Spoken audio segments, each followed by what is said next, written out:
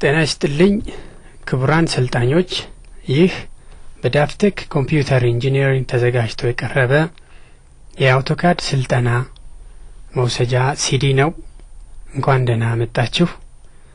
ከሁሉም በማስቀደም ስለ አውቶካድ ምንነት ከማውራታችን በፊት አውቶካድ ራሱ በሶፍትዌር ስር እንዴት እንደሚመደብ በየትኛው ዘርፍ ውስጥ እንደተካተተ በማየት እንጀምራለን። ሶፍትዌር ትርጉሙ ምንድነው?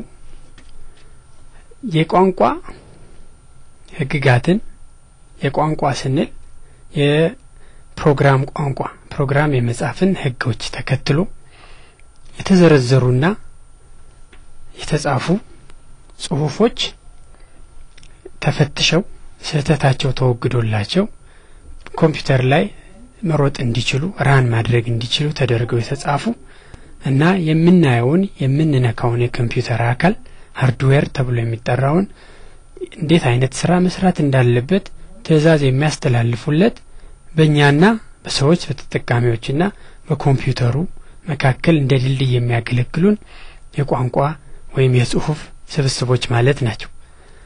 ስለ ሶፍትዌር ያልን ከተነጋገር ሶፍትዌር በሁለት ሰፋፊ ክፍሎች እንደሚከፈል በማየት ትምህርታችንን እንቀጥላለን። ሲስተም ሶፍትዌር እና አፕሊኬሽን ሶፍትዌር ተብሎ በሁለት ሰፋፊ ክፍሎች ስንከፍለው ሲስተም ሶፍትዌር ማለት ኮምፒውተራችን ምን አይነት ዲስፕሌይ እንዲያሳይ ምን አይነት እይታ እንዲኖረው ኪቦርድ ማውስ ስንጠቀም ምን መሰረት ተከትለን ብንሰራ እንደምንግባባ ኮምፒውተሩን አንድ ጊዜ ውስጡን መዋቅሩን የሚዘረጋለት ማለት ነው። ለምሳሌ MS DOS እና MS Windows ወይም Linux የኦፕሬቲንግ ሲስተም አይነቶች ናቸው። እንደምታዩት እኛ እየሰራን ያለነው ማይክሮሶፍት ዊንዶውስ በሚባለው የሲስተም ሶፍትዌር አይነት ነው። ወደ አፕሊኬሽን ሶፍትዌር ስንሄድ አፕሊኬሽን ሶፍትዌር በሁለት ክፍሎች ተከፍሎ እናገኘዋለን። እነዚህም ቤዚክ እና ፕሮፌሽናል ናቸው።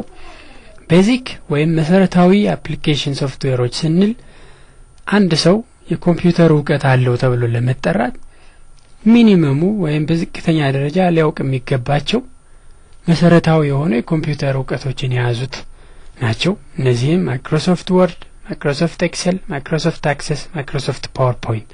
እንግዲህ አንድ ሰው ኮምፒውተር አውቃለሁ ለማለት ከነዚህ ቢያንስ አንዱ ተጠቃሚ መሆን አለበት ማለት ነው። ከሱ ወጥተን ሁለተኛውን የአፕሊኬሽን ሶፍትዌር ዘርፍ ስናይ ደግሞ ፕሮፌሽናል አፕሊኬሽን ሶፍትዌር ወይም ሙያን መሰረት ያደረገ የሶፍትዌር ዘርፍ ነው። ይሄም ማለት በአንድ ሙያ ውስጥ በአንድ የሙያ ዲሲፕሊን ውስጥ ያን ሙያ ሊያግዝ የሚችል ስራውን ሊያቀሉለት የሚችሉ ፕሮግራሞች ተጽፈው ይቀመጣሉ።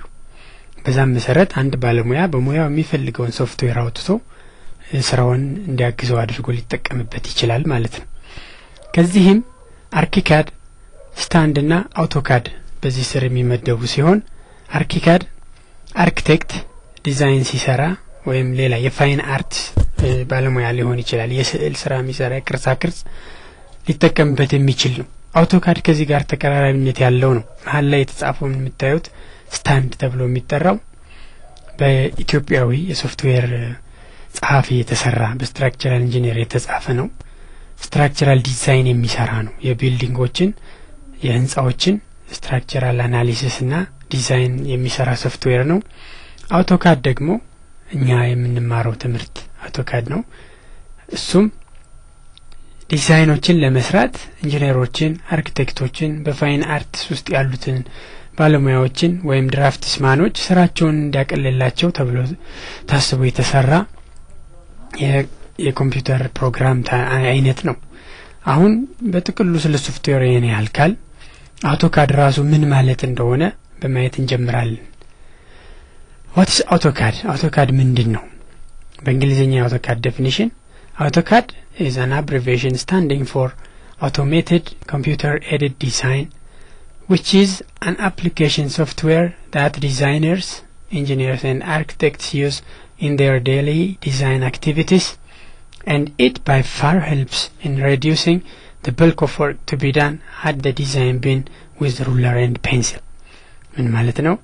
አውቶካድ አውቶሜትድ ኮምፒውተር ኤድድ ዲዛይን ለሚለው በመጻረ ቃልነት የተሰጠው መጠሪያ ሲሆን ጥቅሙም ድራፍቲንግ የሚሰራ ሰው ዲዛይን የሚሰራ ሰው በእጁና በርሳስ ቢሰራ ኑሮ የሚኖርበትን ድካም እንዲቀንስ አብዛኛው የዲዛይን አካላት በውስጡ የተካተቱለት ስራን እጅግ በጣም ቀላል አድርጎ ዲዛይን በተሻለ አኪዩሬሲ ማለትም በተሻለ እርግጠኝነት በአነሰ ጊዜ ባነሰ ድካም ስራን እንድንሰራ የምንጠቀምበት የአፕሊኬሽን ሶፍትዌር አይነት ነው።